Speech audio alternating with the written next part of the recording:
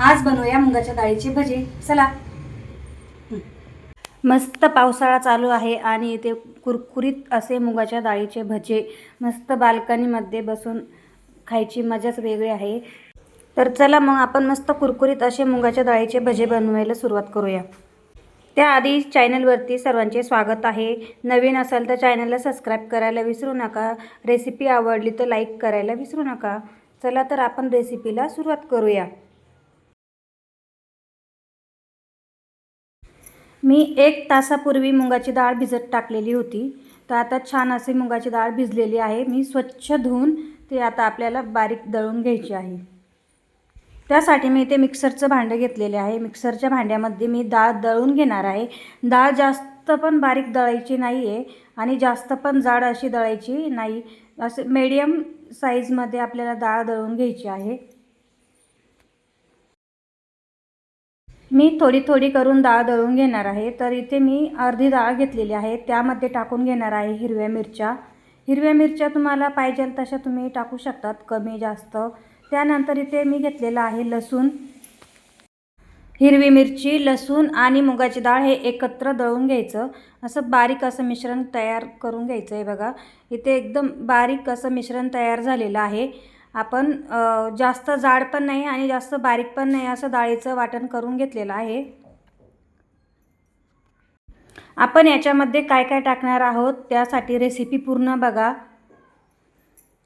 तर इथे मी आपलं डाळीचं वाटण हे काढून घेतलेले आहे आणि राहिलेली डाळ पण मी दळून घेणार आहे।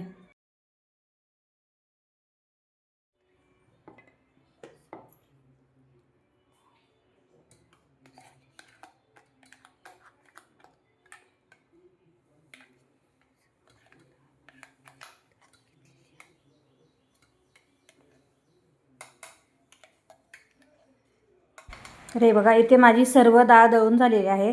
त्यानंतर याच्यामध्ये मी टाकणार आहे हळद, थोडा हिंग,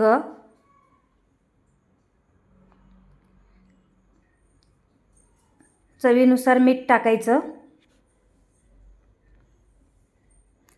जिरा पावडर। जिरा मी खलबत्त्यातच कुटून घेतलेलं होतं। त्यानंतर इथे टाकायचं आहे ओवा। ओवा मी हातामध्ये थोडा चोळून घेतलेला आहे। कोथिंबीर टाकलेली आहे याच्यामध्ये मी। हे सर्व साहित्य एकत्र मिक्स करून घ्यायचं। इथे आपल्या मुगाच्या डाळीचं पीठ तयार झालेलं आहे। त्यानंतर आपल्याला एक सिक्रेट अशी गोष्ट करायची आहे, त्यामुळे भजे आपले एकदम कुरकुरीत असे येणार आहे। त्यासाठी रेसिपी पूर्ण बघा।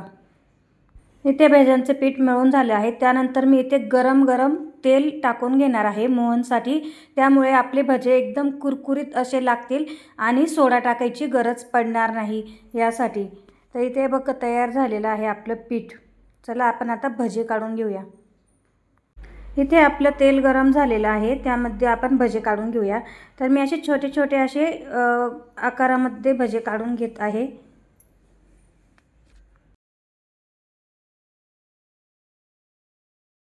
हे बघा इथे मी भजे टाकून झालेले आहेत तेलामध्ये। आता मस्त कुरकुरीत असे लाल होईपर्यंत तळून घ्यायचे।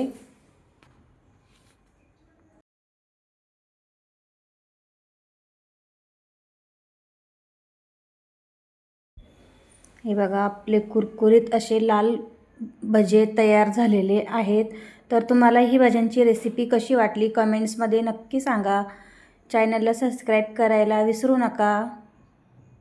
कुरकुरीत असे भजे झालेले आहेत। व्हिडिओला लाईक करा। त्यानंतर आपण सर्व भजे काढून घेणार आहोत।